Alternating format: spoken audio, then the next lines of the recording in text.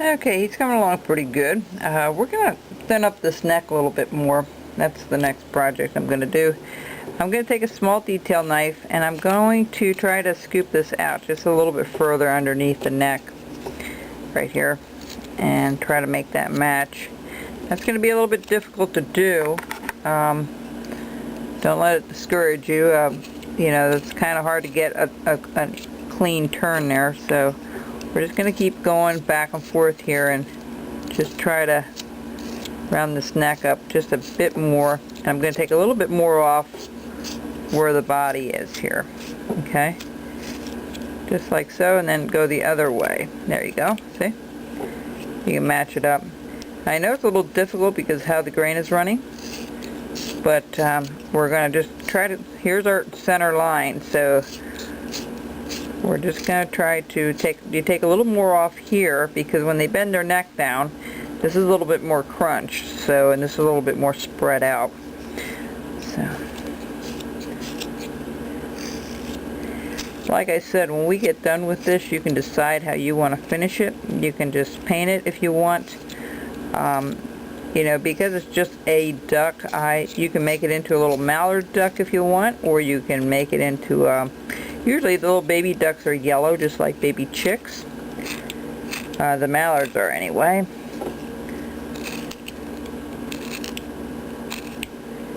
Okay.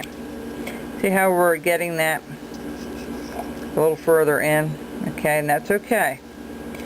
There's nothing wrong with that. This is all going to be trimmed down a little bit anyway, so it's not a big deal.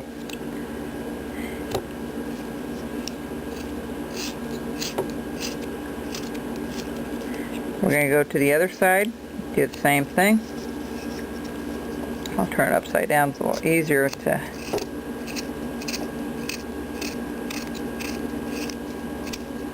And I use that little bit of slicing motion going back and forth when I do this. In a tight spot, it kind of slices it instead of cuts it.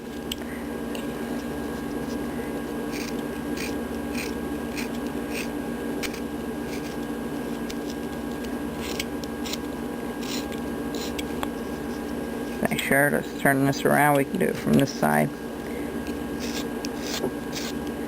We're going to go down a little bit again.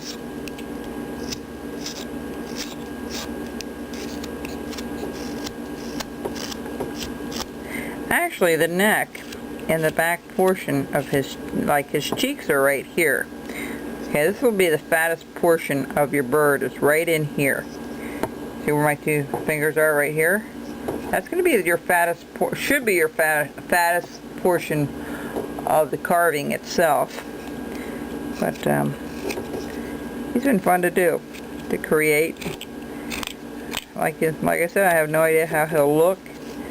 We'll find out when he gets done. Sometimes these projects, folks, when you design something or you're just not sure what it's going to turn out to be, sometimes it can be your best piece. Sometimes your worst, but I would say 90% of the time I'm very happy with the way, maybe more than that, 95% of the time I'm happy with the way it turns out. So,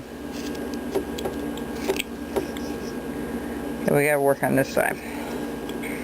So let's go a little deeper.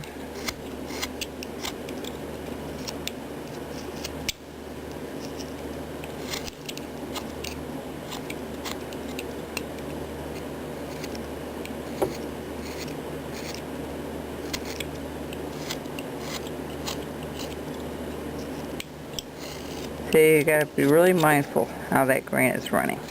But look at it often, you know, look at it quite frequently to see if you took enough off in certain places. But I'm going to go ahead and start rounding this up a little bit more. Yeah, this is still a little bit too thick here, so we're going to start pulling some of this off. But he's coming along, folks. It takes a little bit of time, you know, to get in here. When you make small cuts like this on the bandsaw, you have to clean it up. This is the way I do it. I just kind of try to get a real good sharp knife and get in there to take care of it. Okay? I'm trying to determine if That has to be a little small right in here.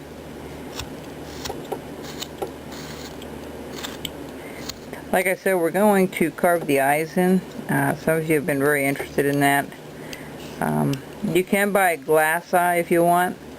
If you do, I have a couple of videos about that. The ruddy duck is one that you may want to go find, and the birds, the flatbirds, the relief carving of the cardinal and the wren, and that will teach you how to put the eyes in. We're not going to cover that in this section, simply because I like carving them in.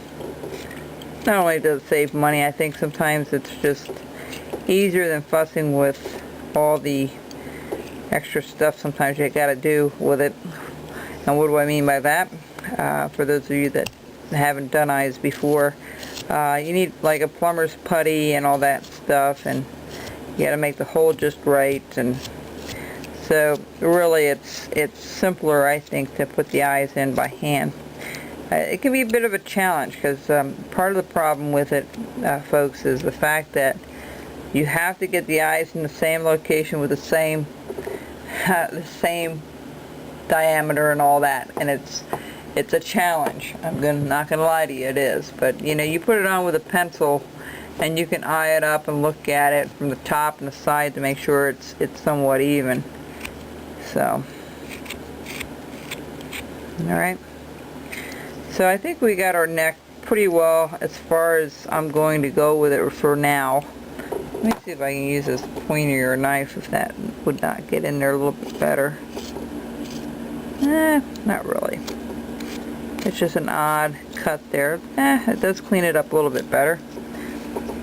Okay, and I'm just going to look at it from the front. I see on this side I need to take a little bit more off. So,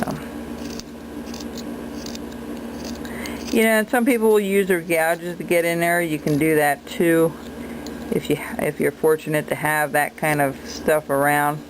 I try to do a lot of my carvings with just a knife, and I enjoy it that way.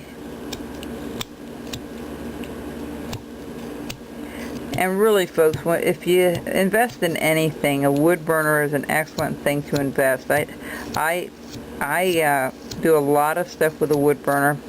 The birds, any of the birds and ducks, I pretty well have done it with a wood burner for the feathering.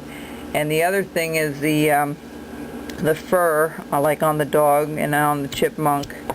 And that was all done with a wood burner. So you wouldn't go wrong investing in a good wood burner. Please do not buy the ones that are at Michael's or AC Moore. I haven't seen them lately, but if you're going to invest $30 on that, then invest on one that is maybe $70, $80, $90, anywhere from $70 to $110, and buy one. Go to a carving show if you can. You can test them out at a carving show, see if you really like them or not. But there's our little guy. He's coming along. We've got to chop this side off a little bit. All right, we're